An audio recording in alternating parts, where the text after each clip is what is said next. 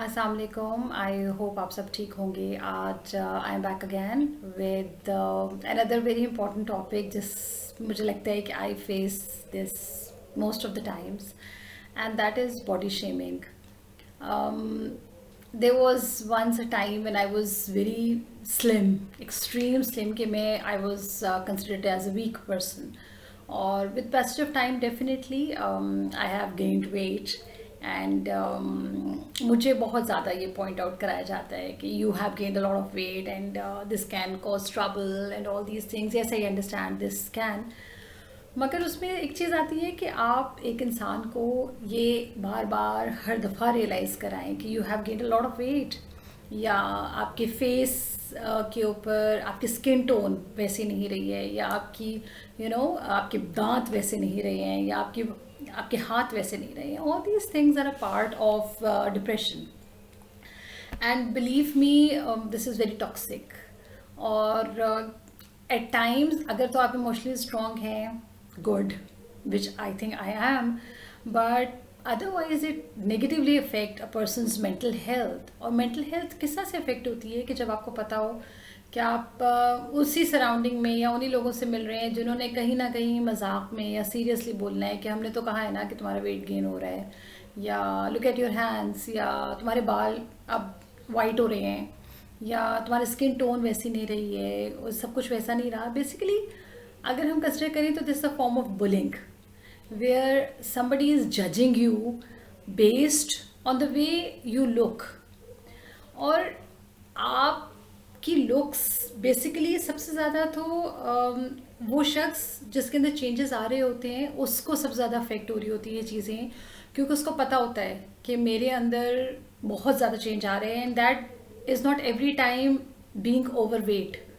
Eight times that becomes underweight as well. जब आप इतना ज़्यादा वेट लूज़ कर रहे होते हैं due to whatever, due to maybe a depression, anxiety, overwork, lack of sleep, whatever, आप अंडर वेट हो रहे हैं और आपको लगता है कि you are not fitting in with the society's expectation of being thin and being beautiful. क्योंकि हमारी सोसाइटी में जो एक अलमिया है वो ये है कि हमें लगता है कि जो बहुत स्मार्ट है, जो टॉल है, जो खूबसूरत है, जो गोरा दिख रहा है, वो ही सबसे ज़्यादा एक्सेप्टेबल है. और इस चीज़ में मैंने बहुत रिसर्च की क्योंकि काफ़ी अरसे से मैं इस चीज़ को फेस कर रही थी. सो एक रिसर्च के अकॉर्डिंगली तो about 94% of the teenage girls और 64% ऑफ टीनेज बॉयज़, उनको हम बॉडी शेम कर रहे होते हैं about may be they dressing, about the way they walk, about the way they talk, about the way they look at somebody else, या इस तरह की चीज़ें. और इसमें डेफिनेटली हम कहें कि लड़कियां ही बॉडी शेम्ड होती हैं, नो, बॉयज़ भी होते हैं. और बिलीव मी जो स्टैटिस्टिक्स हैं they are alarming. According to a survey that was conducted by Obesity Action Coalition, they reported कि 58% जो हाई स्कूल या हम सीनियर स्कूल जिसको कहते हैं उसमें 58% of the boys and 63% of the girls, they are medically classified as overweight. And that overweight is basically about, in particular about their size and their shape of their body.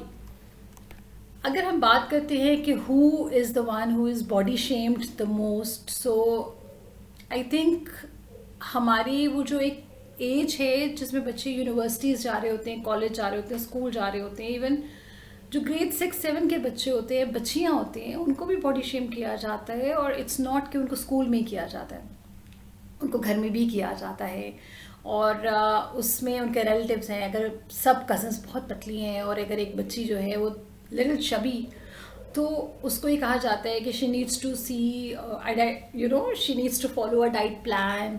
Yes, I agree कि that child should follow a diet plan क्योंकि वो उसके अपने लिए बहुत ज़्यादा ज़रूरी है. But saying all these things while sitting in a company of people, believe me this doesn't give a very good feeling. क्योंकि आपको पता है आपका बच्चा चबी है, आपको पता है कि आपका बच्चा उस सोसाइटी की उस कैटेगरी में फिट इन नहीं हो रहा जिसमें जब लोग रिश्ता देखने आएंगे तो वो टॉल भी हो, वो स्लिम भी हो, वो गोरी भी हो, उसका खूबसूरत तरीन ड्रेस भी हो, सब कुछ हो, yes she is not fitting in that part.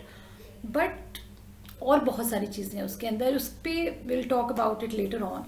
लेकिन अगर हम बात करें आजकल अपनी सोसाइटी की, जिसमें हमारा एक इमेज बन चुका है, और सोसाइटी का जो इमेज बना है वो that is because of the media. हमारा जो मीडिया है वो you know it has become an indispensable part of our life, और उसमें एक सिग्निफिकेंटली एक लार्ज जो रोल प्ले कर रहा है वो उस चीज़ में कर रहा है कि how we should perceive our bodies.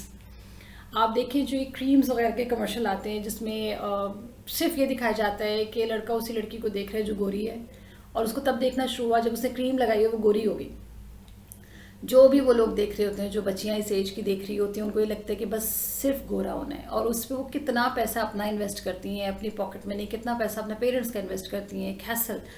And you know वो जो क्रीम्स वगैरह वो यूज़ कर रही होती हैं, जो उनके एक्चुअल उनका अपना नेचुरल ग्लो होता है वो सारा डिम हो रहा होता है, क्योंकि जब वो क्रीम यूज़ नहीं कर रही होती हैं, वो बाहर आ रही होती हैं, तो लोगों को लगता है कि आज कुछ ऐसा है कि इसका कलर जो है, वो स्किन कलर जो है वो ठीक नहीं हो रहा है, या नींद पूरी नहीं हुई हुई है। एज अ रिजल्ट उसने उस दिन शायद वो क्रीम अप्लाई नहीं की होती है, तो वो she is not you know that is the particular moment she thinks she is not getting acceptable by the society. और हमारा अगर हम अपने सोशल मीडिया प्लेटफॉर्म्स देखें तो वो खूबसूरत तरीन लड़कियों से भरे पड़े हैं। जो बच्चे अपने पिक्चर्स यूज़ करते हैं सोशल मीडिया प्लेटफॉर्म पे, उनकी कोशिश होती है वो पिक्चर यूज़ करें जिसमें बहुत ज़्यादा खूबसूरत लग रहे हों, बहुत प्यारे लग रहे हों। And yes this is the point कि ये आज से नहीं है, सदियों से जो औरतें हैं उनको they have been taught to feel ashamed or embarrassed of themselves being of how they look, and then as a result they feel uncomfortable in their own skin, they feel uncomfortable, they feel uncomfortable about their body, क्योंकि उनको जो suit एक साल पहले आ रहा था वो उनको फिर नहीं आ रहा होता, या थोड़ा सा टाइट हो जाते हैं, तो लोग बताते हैं कि अच्छा यू हैव लॉस्ट वेट या यू हैव गेन्ड वेट। सो उसमें I think this is very negative, but here it comes कि हमें लेडीज़ को या जेंट्स को, and I will not talk about ladies in particular, क्योंकि आदमियों को भी उसी पॉइंट पे जाके हम जज कर रहे होते हैं कि you know the person is gaining weight और the person is losing weight. So we should realise कि these are not the things that should be a gauge to जज समवन। वो बंदा कितना एक्सेप्टेबल है in the surrounding in terms of body या in terms of how that person looks. I think more important is कि कितना वो बंदा सिक्योर है या सेफ है या कॉन्फिडेंट है when it comes to the responsibilities that are basically there. So please, just one thing, stop body shaming. This is one thing that is creating a lot of trouble, not only to those कि जो इस चीज़ को face करते हैं, but उन लोगों के लिए भी वो बहुत ज़्यादा हो जाती है, क्योंकि एज अ रिज़ल्ट वो जो एक ट्रॉमेटाइज सी फीलिंग होती है, आपको पता होता है कि आप जब भी उस जगह पे जाएंगे आपके साथ फिर वही होना है। सो I request all of you to please stop body shaming about the color of the skin, about the color of the hair. किसी ने डाई करा लिया है, नहीं कराया है, किसी ने लाल जोड़ा पहना है या काला जोड़ा पहना है, या किसी ने मोटा आईलाइनर लगाया या पतला आईलाइनर लगाया है। Yes, I know these are not a part of body structure वाले में नहीं आते, बट देन वो टाइम आता है कि जब यू फील कि oh my God this is not a right place जहाँ पे मुझे होना चाहिए। एंड हम अल्लाह ताला ने हमें जैसा बनाया है, येस उसमें हमारे उतार चढ़ाव आते हैं, हमारी ज़िंदगी जैसे से गुजरती है, बच्चे होते हैं, आप पतले होते हैं, मोटे होते हैं, बच्चे बड़े होते हैं, डेफिनेटली आप उस तरह से थिन स्लिम एक पतली लड़की एक पतला लड़का नहीं रह सकते। बट हमें इस चीज़ को प्लीज़ ज़रूर रियलाइज़ करना चाहिए कि हम किसी को भी कैटेगराइज नहीं कर सकते कि वो कैसा दिखता है based on the body structure या based on the skin colour. Thank you so much. Allah Hafiz.